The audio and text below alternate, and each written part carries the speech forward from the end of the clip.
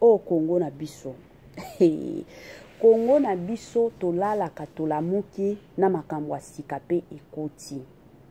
Congo na biso eza pays moko bandeko nanga ezalaka somo. Donc ba news ezalaka nango. Ebele ya bato d'ailleurs je me rappelle tango tozalaki na matanga ya comédien Johnny Faye. Ebele ya bato babenga balobi mama Étoiline mikolo yo bozana ba matière et matière kiti. Mais tango bakokunda, je ne pense pas que ba matière ekozala na sekaki. Na répondra kutu batu mosusu na lobi bobo sani Congo na biso. Donc soki oyo to okunda mosusu koya wani zala Congo na biso. Bo okunda A B payé, bokundi B C payé.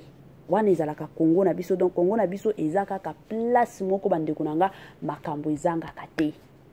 Place moko na yebite soki ezalaka na liste moko basi ba préparer que non tango makambo ezo sila mosusu fo ekota. Soki oyo esili mosusu fo ekota. Na Congo na biso ekomi kaka pasi pe mawa. E osala pasi. Bandeko nanga makambo ya somo eye kobima. Makambo ya kilikili eye kobima. Yango balobaka boni soki bosali makambo ata na secret moko boye bosali makambo na bino ata ya kobata mandenge nini ezalaka kaka na jour moko oyo Nzambe ayaka toujours pona koitale bato mosusu ezalaka bongo. Comédien na biso oyo na kombo ya Igor 2 minutes bandeko nanga bachuba ye bambeli na poto ebele ya bato basalela yango ba émission pas possible alingaki kutu akufa. Ezalaki penza otolobaka liwa amonaki penza liwa na miso mibale. Pas que non liwa na liso moko mais liwa na miso mibale. Baluka nani mutu alingi abomaye nani mutu alingaki abomaye nani mutu alingaki abomaye. Mais kaka ndenge boyebi Nzambe alalaka te. Nzambe alola oyo azalaka toujours na bomoi. Lelo oyo kaba biloba loba otolobaka na biso. Ba sekele mosusu ekomi nango kobima na poasa. Ba makambo mosusu la famille ekomi nango kobima na poasa. Bandeko nanga makambo eza. Salut chers Bouchou, salut chers abonnés, salut chers connaissances, salut surtout les amis de Étoiline Inès TV. J'espère que vous allez bien. Quant à moi, je suis bien, super bien par la grâce de Dieu. Chers Bouchou, chers abonnés et chers connaissances, Yalelo penza na memeli bino ndeko na biso na kombo ya 2 minutes Igor. Comédien na biso ya kitoko, comédien na biso ya tongo. La famille. Nini ezoleka, nini esali que no Étoiline Inès TV aya kobeta ma solo lelo. Avant to kota na mozindo ya makambo nyonso, avant to beta lisolo na biso lelo, ekozala malamu mingi penza na ya ko sensibiliser batu nyonso. Toyebi ke chaque fois que to sala ka émission ya sika, batu ya sika pe bakotaka. Yango na eko sensibiliser batu nyonso ya sika. Si c'est la toute première fois, ya kokota penza na chaîne abiso, chaîne moko kitoko, chaîne ya ba analyse pas possible, chaîne moko ya ba information somme. Je vous prierai surtout de vous abonner massivement. Abonnez-vous. Cliquez aussi sur la cloche de notification pour surtout recevoir les nouveautés de notre chaîne. Aimez la vidéo, la famille, commentez et partagez. Et kosa la biso oyo penza tolobaka na biso chaque jour, chaque minute et pourquoi pas chaque seconde. Tokos makasi. Bandeko nanga kandenge na lobaka ezalaka toujours bien ce que zolandaka Étoiline Inès TV zala penza ya kovanda. Bisika nyonso zolandaka biso zo penza kiti na yo ovanda. Tango zovandaka wana tia mwa mai na yo pembeni, tia mwa jus na yo pembeni, tia mwa sucre na yo pembeni. Kote mosusu kandenge kendaka, kote mosusu kande to salelaka, talela pe heure. Soko monike no ezanango tongo na pete nyonso na osenga na yo kota olia petit déjeuner. Soko monike no ezanango midi na osenga Mama 2024 Gavker to yelibino solution. Pour ba problème ya trompe, fibrome, myome, kyste, règle abondante. Gavker to zalina solution. Yo oyo okota ménopause atana 65 ans na Gavker oko simba mwana. Ebongo oyo etali fertilité masculine. Ba papa to bosani binoté, faiblesse sexuelle, éjaculation précoce, insuffisance des spermes, topé agrandissement de pénis. Posaya mwasi ekimayo kimobali etelemaka bien te awa yoka yango etelemi. Ebongo oyo etali loposo, vergeture, babengi nduta, bouton, tache, acné. Gavker ba produit ya solo teint uniforme.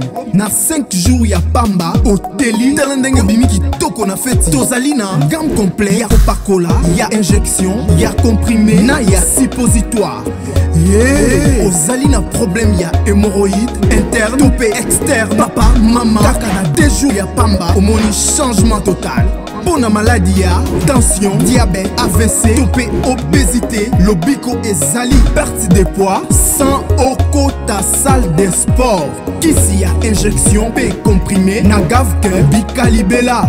Olingi okima, suki pe mandefu ya pembe, benga biso na lombango, po awa, tozali na solution moko durable. Ba produit na biso nyonso, ezali 100% naturel, P et salemi, na ba plante, na ba industrie, ya Angleterre, P Allemagne. Benga biso na numéro oyo, plus 44 74 05 65 35 48. Gavker, solution ya santé na yo.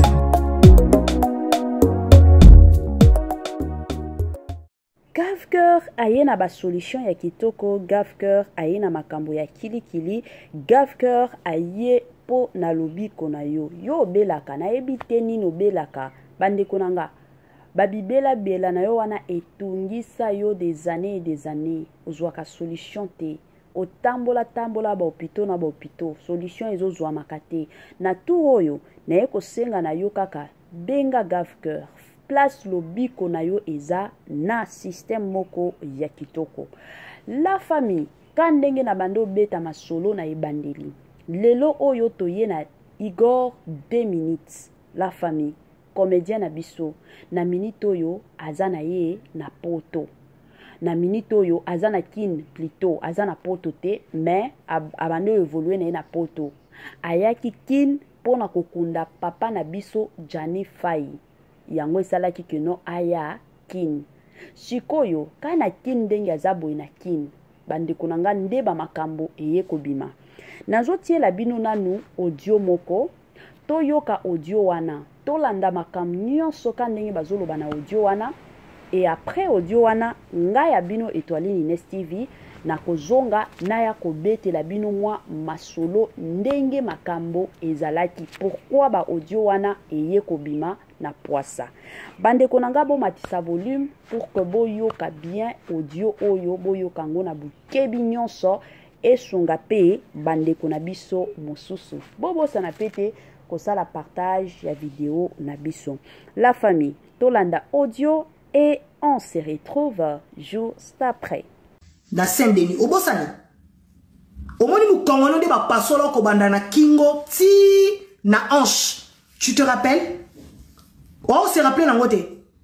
Kuya kuya oye poto vertige kila ou misu paka paka ko banda ko linga otomba sko na pula mabe. Oko linga mwasi a rajungoma garçon de disque yeba na Paris mobima tout Paris o lekate o filité to zelo na poto to zelo. Tu as un dossier avec nous mais que ozo avion na Braza na ebiso ke njili to na Saint-Denis obosani omoni mukongono de ba pasolo ko banda na kingo ti na hanche. Tu te rappelles? On se rappelle en côté.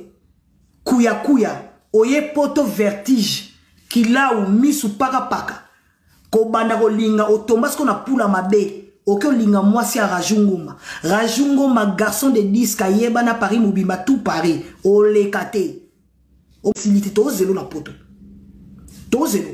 Tu as un dossier avec nous mais que ozo avion na Braza na ebiso ke njili to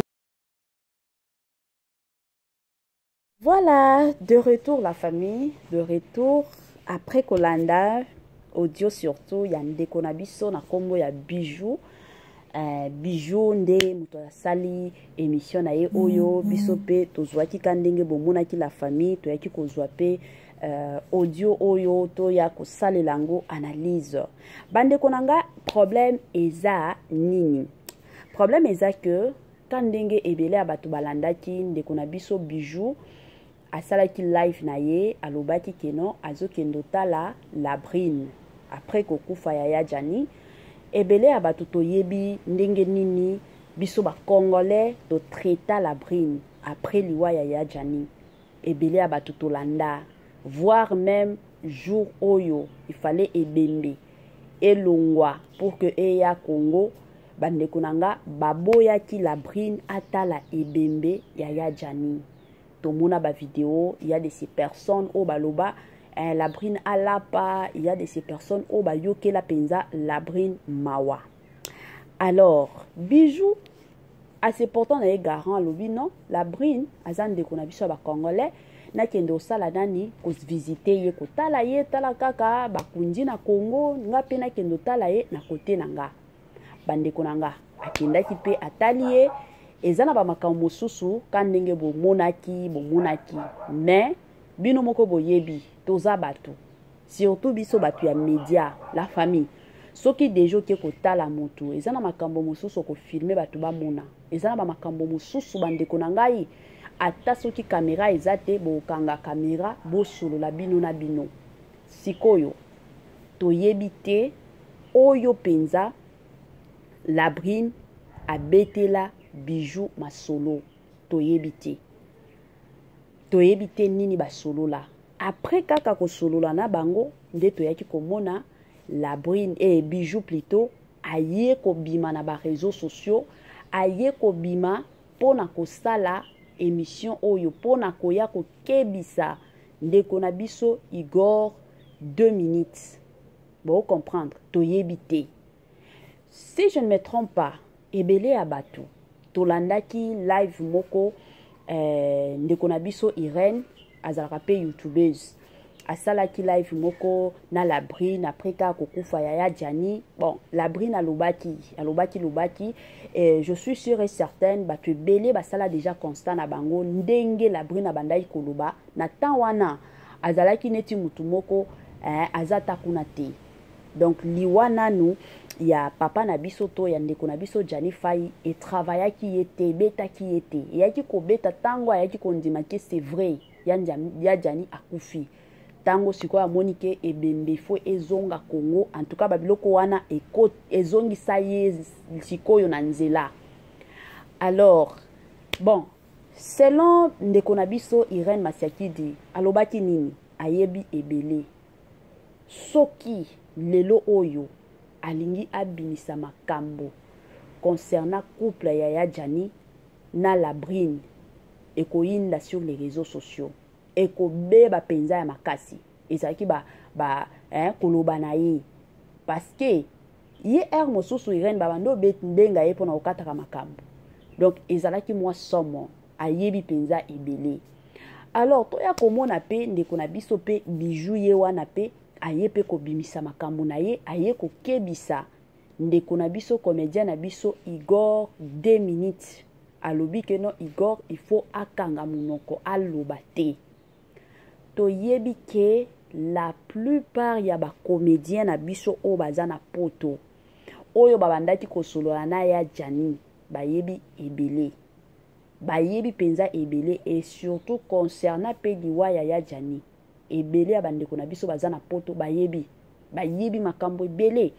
Il y a de ces personnes bazo boya kobimisango bazo talela ka pona bana ezana batu mosusu bazo boya na bango kobimisango ezaka pona kopesa respect na ya Jani bien que azali susu te ba opesa ka respect ezana batu mosusu bazo boya kobimisa ba makambo mosusu kaka po na kopesa respect na Labrine yango wana siko makambo oyo tomemeli bino lelo eza que tango Bijou akende kokutana na Labrine basololaki nini yango nde likambo siko na kosolola na bango wana yende kona biso bijou maîtrise ezalaki te hein maîtrise penza ezalaki te côté mosusu ebele ya bato bazoloba toyokela pe la Brine Mawa toyokela pe la Brine Mawa la famille moni mobali ngana lobaka toujours mobali peut-être oyo bobando vivre na ye na kimakango akufi eza babilo mosusu ozala na yo mafu akufi mais mobali oyo bobota na ye bana je dis bien bobota na ye bana bande konanga bokoki jamais koyebisanga te ke no mutu wana olingaki yete biso basi je suis sûr que ebele ya basi baolanda Etoile Nest TV ebele ya basi balanda anga soki na kosi bosalaka na ba commentaire soki mwasi andimi kobota na mobali seki alingi mobali wana voir même biso basi to bali parce que za na basi mosusu babali mais azo vivraka na mobali mosusu azo botaka na mobali alibanda aoboya kobota na mobali na ye mobali ayebaka te est-ce que boyebi yango eza na basi ebele basalaka bongo mais soki mwasi andimi kotangisa makila na ye abota na mobali seki alingi mobali wana alingi ye donc olanda bolingo ya Jani Fai na la Brine balingana ki penza ya solo la Brine alingaki ya Jani eza kaka er mosusu entourage er mosusu ba réalité ya vie er mosusu pe bitumba ya ba famille oyo elandaka biso yango ekote la bango bon ye la Brine déjà aza mutu pe ya ba médias aza mutu ba réseaux sociaux moi ce qui m'étonne eza komona pourquoi ye la Brine akondima ayambaka batu abetelaka batu masolo soki aza besoin koloba pona minute oyo ekozala bien te abima aya ko briser silence na ye sur les réseaux sociaux pona koya ko s'exprimer quand même aza papa na ya bana na ye oyo akufi ata kutu 40 jours na mabele nanu ekoki te akoki jamais koya ko briser silence na ye te mais plutôt akoki kozela après 1 mois 2 mois aye kobengisa kaka journaliste moko ka ndenge ata bayebani na Irene abengisi ye basalika émission ensemble wana aloba côté na ye pe bien que mokili ezoloba mabe po na ye azeli ata après 1 mois après 2 mois d'ailleurs ekozala bien soki esala ata 2 mois ata 2 mois nde oye kosala oye kobriser silence na yo makambo nyonso esila ekozala malamu mingi ke mutu aye pa na yo oyambi ye bokomi kobeta na bino masolo bobeti beti mutu oyo ozobetela masolo surtout na communauté na biso la famille laisse-moi vous dire une chose eza na babilo mosusu bato ebele bayebaka te na système ya bakongolais ya lelo ekomi système ya enregistrement soki ozosolola na mutu yebaka nini ozosolola ezala na telefone ezala na normal boye bovandi eza na bato mosusu omonaka keno asofina telefone nzoka azo enregistre yo makambo nyonso yo ozoyeba te nini azoloba nini azosala na telefone plutôt nzoka azo enregistraka yo un jour kaka okoya kosutuka ba vérité ekomi kobima mondia lelo ekomi bongo alors ekozala malamu mingi surtout na bandenge baloba na la Brine ye mutu aboma ya Jani Fai ye mutu asala boya ekozala malamu mingi avant ata après 2 mois oye na yo ko briser silence olobi na yo zala na yo ka polele c'est fini de l'autre côté toye komona pe bijou ka ndenge toutaki koyoka audio ya ndeko na biso bijou aye koloba kokebisa bon babiloko ya bongo ata soki osololaki na la Brine elingaki ezala bien te après kaka kosolola na la Brine mbala moko oya sur les réseaux sociaux te babiloko mosusu faut kozalaka na maîtrise babeteli yo lisolo vandi na yo pe kimia après peut-être ata 2 semaines nde oye sikoyo kokebisa mutu na yo oyo oza na besoin kokebisa oye kokebisa ka ndenge okebisi ye bato ba comprendre te ke bosololaki na la Brine siko babiloko ya bongo eye penza kosala keno labrine mutu aobetela yo masolo bandeko nanga eloko nalobaka nanga chaque jour ezalaka moni vérité ata soki obombi yango ndenge nini yebaka keno ata un jour kaka vérité na yo wana ekobimaka na poisa